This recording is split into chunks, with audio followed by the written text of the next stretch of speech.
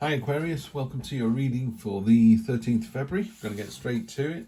Energy on the bottom is the Queen of Swords. This is a very mature, very aware energy. This is someone who's been hurt before, be prepared to be hurt again. It does feel like a love reading, by the way, rather than a career one, but take what resonates. She's even impaled one of the swords through her hand to remind herself of the pain that either has been caused to her or she's caused to other people. She's got butterflies around her feet there because she's prepared to change and transform and become something else. Not to change because somebody wants her to, but she is adaptable. She's not the King of Swords, which is like, no, it's my way, the highway. She's a bit more flexible, as you'd expect.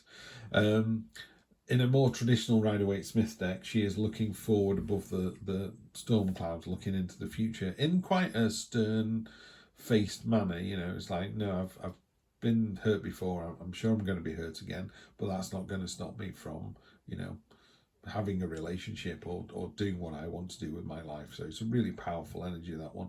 Sometimes these cards across the bottom can sort of be a string that links them all together like a garland, and other times they feel like a concrete pad, which is the foundation of the read. That's what this one feels like. This feels like a foundational card. So present position, present expectation, unexpected, short-term future next week, long-term future next 1, 2, 3 weeks. I would say if you like this card, if you like the energy of this card, take it and run with it as long as you like. I do suggest that people find a card they like the look of, whether it's in this deck or whether they've read about one, and that should become your kind of go-to card, the card you like to see, the card you resonate the most with. In my case, it's the Magician and the Hangman. There are many others. I've probably got about 10 cards in out of 78, but definitely those two. I like the Fool as well. I like the Sun. I quite like Death and the Tower. I quite like that kind of real big change coming through. Anyway, it's not about me, it's about you. So we start off with the Empress card. This is a card it's a very fertile card, so be warned. It's a card of motherhood. It is a card of mothering. It's a sensual card. You can have a bath by filling the bath up and just getting clean, or you put lotions and potions in there and put music on and candles and have a really sensual experience. That is how the Empress does her day to day. It's a sensual experience. Do you eat food because you're hungry and you need fuel, or do you want to bite into that juicy peach and feel the texture and the taste and the sweetness? And that's how she approaches life. She wants to enjoy every single moment, every single morsel. The Hermit card in the expectation is a card of navel gazing. There's something going on here, I feel. And the Hermit is about just withdrawing from everyone else. Could just be, going up into your bedroom, turn the lights off, have 15 minutes on your own and just think about a particular situation. In the unexpected position, we've got the High Priestess. And the High Priestess is a card of intuition. It is a card of delving into the mysteries, into the subconscious about what's going on. She's got the pomegranate, which is the fruit of the underworld. She's got a key around her neck to unlock all this potential knowledge. She's a dowsing pendulum to kind of lead the way, but it's very much a card of just going with your intuition, your instinct. If something doesn't feel right, it doesn't feel right. To me, it feels almost like you're in a relationship. And again, I'm not going to, Tarot is I love to use the phrase, tarot is gender irrelevant. Tarot doesn't care what gender you are or what you identify as. It just goes, this is this card and this is this card. This feels to me like there's a relationship going on that maybe your friends don't think is right, or your friends think is right and you don't. And what this card talks about here, these two are you're the person in this relationship. You're the one that needs to make that decision, and invariably, going with your instinct, you will make the right decision. Short-term future, we've got the Seven of Wands, which is, I call it the Lighthouse card. So say you've decided that this person is right for you and your mates disagree. This is you going, no, I'm telling you, when I'm with this person, we have a great time. I don't need anyone else. And they go, but I've heard, his family's a bit ropey, or, they owe money to someone, or, it doesn't matter what the things are. These are coming up and they're just breaking against you. You're just going, do you know what? I was the same yesterday as I am today. Everyone else is seeing that I'm different. I call it the lighthouse card. The light. If you think of a lighthouse, it stands there for 2, 3, 4, 5, 6, 700 years. Raging storms, glass-like seas. It doesn't matter. It doesn't matter what the weather's doing. The lighthouse just keeps on with the same message. Yeah, this is a point of safety. Come towards me, you will be safe. That's it. You know, the message doesn't change. Everything around it does. That's what's happening here. Everything around you is changing, and you're just being this lovely, constant. I know what I want. I've gone into my deepest, darkest psyche, and I understand. I'm going with my instinct and my intuition. I know it's going to be the right thing to do. I've been hurt before. I'm sure I'm going to be hurt again, but I know what I'm doing. Trust me. And that leads to this fantastic Ace of Swords, the real light bulb moment. You know, you get sheet lightning, and for 1 nanosecond, the whole, looking out of your window, you can see everything, and it's all in black and white, and it's all high contrast, and you just, everything is laid out in front of you. It's like, I know what I'm doing now. And while I'm doing these readings, I have like nature videos on. And when I looked up, there was people walking up a path, and there was a big long path into the mountains.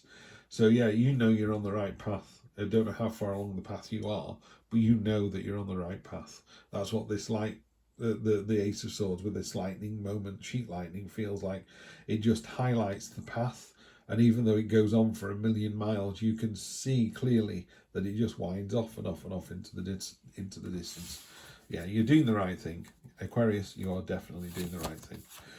So what you're waiting for? Knight of Pentacles in this position is literally, what are you waiting for? Do it now. If there's someone on your mind, or are you in a relationship? Are you trying to move it to the next level? Do you want it to end?